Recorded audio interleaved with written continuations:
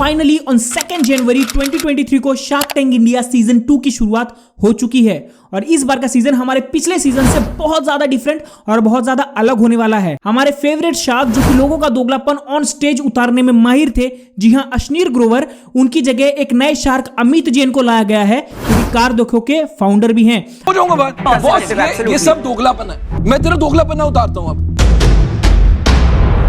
अगर आप कार देखो के बारे में नहीं जानते तो उसके ऊपर मैंने पहले से ही एक डिटेल्ड केस स्टडी बना के चैनल पे अपलोड की हुई है। अगर आप वो वीडियो देखना चाहते हो तो आई बटन में लिंक आ रहा होगा, अब जाके वो वीडियो को देख सकते हो। शार्क टैंक इंडिया सीजन 1 को हिंदुस्तान की जनता ने बहुत ज्यादा प्यार दिया। जिन घरों में रोडीज और बिग बॉस जैसे रियलिटी शोज की बातें हुआ करती थी, उनकी जगह अब स्टार्टअप्स और एंटरप्रेन्योरशिप की बातों ने ले लिया है। हमारे सारे के सारे शार्क्स रातों रात एक सेलिब्रिटी बन गए। जिनके फॉलोवर्स इंस्टाग्राम पे 1000 पे थे, उनके फॉलोवर्स अब मिलियंस क्रॉस कर चुके हैं। लेकिन इन सब के बीच में हमारे दिमाग में एक ख्याल आता है कि आखिर शार्क टैंक इंडिया भी एक रियलिटी शो है, जिस तरीके से बिग बॉस, रोडीज और बहुत सारे शोज हैं। और कहा जाता है कि रियलिटी शोज बहुत हद तक एक स्क्रिप्टेड शो होते हैं। क्या सचमुच शार्क टैंक इंडिया भी एक स्क्रिप्टेड शो है? इसमें जो पैसा शार्क्स देने का वादा करते हैं, क्या सचमुच वो पैसा शार्क्स देते हैं? जो शार्क्स पैसा लगाते हैं वो उनके खुद का पैसा होता है या फिर चैनल का पैसा होता है? क्या सचमुच शार्क्स को पैसा चैनल पे करती भी है कि नहीं करती है? इन सारे सवालों के जवाब हम जानेंगे आज के इस वीडियो में। लेकिन आप चैनल पे अगर पहली बार आए हैं तो चैनल को सब्सक्राइब कीजिए और इस बेल के आइकन को जरूर दबा दीजिए और जितना ज्यादा हो सके इस वीडियो को शेयर कीजिए। बढ़ते हैं अपने वीडियो की तरफ। Shark tank India shark tank का ही इंडियन फ्रेंचाइजी मॉडल है। जिस तरीके से हर कंट्रीज के अपने अपने फ्रेंचाइजी मॉडल्स होते हैं, for example Shark Tank America, Australia, Colombia, Mexico, Thailand. अब सारे के सारे शार्क टैंक के फ्रेंचाइजीज एक जैसे पॉपुलर और एक जैसे हिट नहीं हो पाते। कई शोज पहले बंद हो जाते हैं और कई शोज बहुत लंबे समय के लिए चलते हैं। ये पूरी तरीके से डिपेंड करता है कि किस तरीके से वहां की ऑडियंस इस शो को रिस्पॉन्स देती है और वहां का स्टार्टअप कल्चर कैसा है।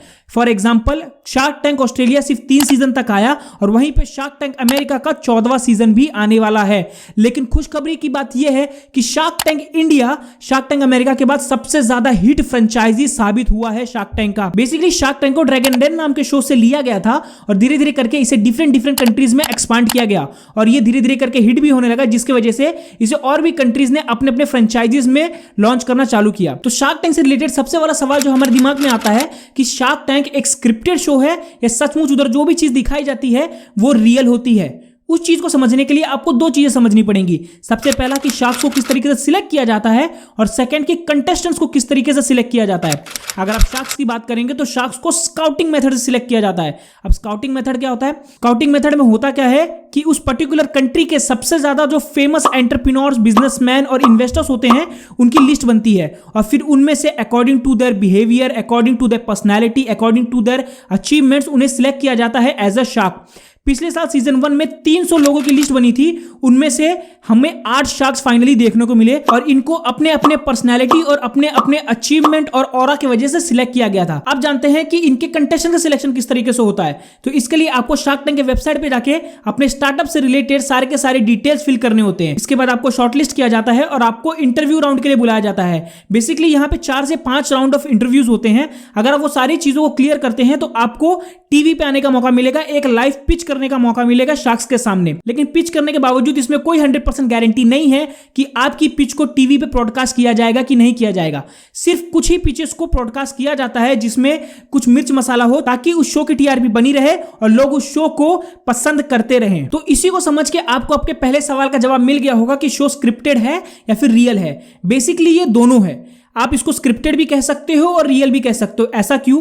क्योंकि इसका आधा पार्ट स्क्रिप्टेड है और आधा पार्ट रियल है। स्क्रिप्टेड क्यों? क्योंकि नॉर्मली इसमें जो कंटेस्टेंट को सिलेक्ट किया जाता है वो इस तरीके से किया जाता है कि उनके लाइफ में कोई ना कोई स्टोरी हो, कुछ ना कुछ मसाला हो। सेकंड कि उनका स्टार्टअप इतना ज्यादा कॉम्प्लिकेटेड ना हो। आपने ध्यान दिया होगा तो सीजन 1 से लेकर सीजन 2 में अभी तक कोई बहुत ज्यादा कॉम्प्लिकेटेड स्टार्टअप नहीं आया है। नॉर्मली आपको प्रोडक्ट बेस्ड स्टार्टअप्स मिलेंगे या फिर D2C स्टार्टअप्स मिलेंगे जिनको समझना ऑडियंस के लिए बहुत ज्यादा ईजी होता है और ऑडियंस उससे रिलेट कर सके। तो इसमें जो शो होता है वो पूरी तरीके से स्क्रिप्टिंग करने की कोशिश करता है, लेकिन इस शो का रियल पार्ट क्या है कि इसमें जो नेगोशिएशन होती है, जो शार्क से बातचीत होती है, ये सारी की सारी रियल होती है। जो भी वैल्यूएशन होती है, शार्क को पैसा डालना है कि नहीं डालना है, ये पूरी तरीके से रियल होता है और ये शार्क्स की चॉइस होती है। अब इसी के बीच में हमारे दिमाग में सवाल आता है कि शार्क सचमुच जो पैसा डालते हैं वो पैसा शार्क से खुद का होता है या फिर उन्हें चैनल देता है। तो मोस्टली ये जो शार्क्स पैसा डालते हैं स्टार्टअप्स में, ये इनका खुद का पैसा होता है। एक भी रुपए ना तो इन्हें चैनल देती है, ना तो कोई बाहर कोई एंटिटी देती है, बल्कि ये जो भी पैसा डालते हैं ये सारा का सारा पैसा इनके खुद का होता है। ये शार्क्स का डिसीजन होता है कि वो पर्टिकुलर स्टार्टअप में अपना पैसा डालना चाहते हैं कि नहीं डालना चाहते। इसी के बीच में एक और सवाल आता है कि शार्क्स जो कि इतने बड़े बड़े कंपनी के फाउंडर्स, को फाउंडर्स और सीईओज हैं, जो कि इतने ज्यादा रिच हैं, आखिर वो लोग अपना टाइम निकाल के इस शो पे क्यों आते हैं? पक्का शो इन्हें बहुत ज्यादा अमाउंट ऑफ पैसा पे करता होगा इस रियलिटी शो में आने के लिए। तो इसका आंसर्स दो है। सबसे पहला कि चैनल बोलता है कि हम कुछ अमाउंट पे करते हैं, लेकिन शार्क्स ने ओपनली आके बोला है कि उन्हें एक भी रुपए शार्क टैंक के लिए नहीं मिला है, बल्कि उनका पैसा सिर्फ और सिर्फ इन्वेस्टमेंट में लगा है, बल्कि चैनल ने उन्हें एक भी रुपए इसके लिए पे नहीं किया है। अब दूसरा सवाल यह है कि शार्क्स आखिर जब पैसा नहीं मिलता तो ये शो पे आते क्यों हैं? तो इसका आंसर है फेम और पॉपुलैरिटी के लिए। जब कोई पर्टिकुलर शार्क उस शो में रिप्रेजेंट होता है तो उन्हें मिलियंस ऑफ डॉलर्स की एडवर्टाइजमेंट फ्री में मिलती है, और शो के हिट होने के बाद आप डायरेक्टली इनका इफेक्ट इनके रेवेन्यू और सेल्स पे देख सकते हो। चाहे वो बोट हो, चाहे वो लेंसकार्ट हो, चाहे वो शादी.com हो, चाहे वो भारत पे हो, चाहे वो शुगर कॉस्मेटिक्स हो, इन सारी की सेल्स को रातों रात इतनी ज्यादा हाइप मिली है कि आपको इमेजिन भी नहीं कर सकते, और ये सारे के सारे एंटरप्रेन्योर्स खुद एक ब्रांड बन गए हैं। अब हमारे दिमाग में सवाल आता है कि बेसिकली ये जो कंटेस्टेंट्स आते हैं, जो इतना नाच गा के आते हैं शो पे, क्या इन्हें स्क्रिप्ट किया जाता है? जी हाँ। तो बेसिकली जो पिछले साल के कंटेस्टेंट्स थे, उनके इंटरव्यू में उन्होंने बताया है कि उनके शो में जाने से पहले उनके 4 से 5 इंटरव्यू राउंड्स होते थे, जिनमें उनको प्रोडक्शन टीम बताती थी कि आपको किस तरीके से जाके पिच करना है ताकि आपकी पिच बहुत ज्यादा इंटरटेनिंग लगे। तो ये भी पूरी तरीके से स्क्रिप्टेड होता था। और सबसे लास्ट पॉइंट कि सचमुच ये जो शार्क्स इतना ज्यादा डेंजर बन के बैठते हैं, जो कि एकदम ऑन जो भी मुंह में आता है बोल देते हैं, या फिर जो भी पिच होती है इतना ज्यादा कंटेस्टेंट्स को डरा देते हैं, कि सचमुच रियलिटी में भी ऐसा होता है? जी नहीं। बैक ऑफ द कैमरा जो शार्क्स होते हैं वो बहुत ज्यादा पोलाइट होते हैं, और बल्कि वो खुद एक एंटरप्रेन्योर रह चुके हैं, तो वो सामने वाले एंटरप्रेन्योर की मदद करते हैं कि उसे अच्छी सी अच्छी डील मिले।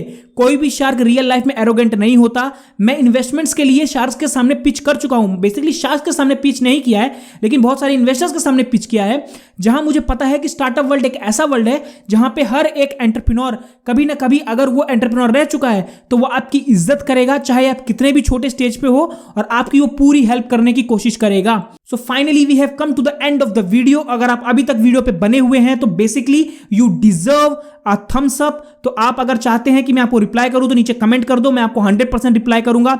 और सेकंड चीज कि आपको पक्का वीडियो पसंद आया है, और अगर आया है तो मेरे भाई सब्सक्राइब भी कर लो और वीडियो को लाइक भी कर दो। मिलता हूं आपको नेक्स्ट वीडियो में, उसके लिए बाय बाय, सायोनारा। और एक और चीज मैं आपसे पूछना चाहता हूं कि मैं शार्क टैंक के ऊपर एपिसोड्स लाने चालू करूं क्या?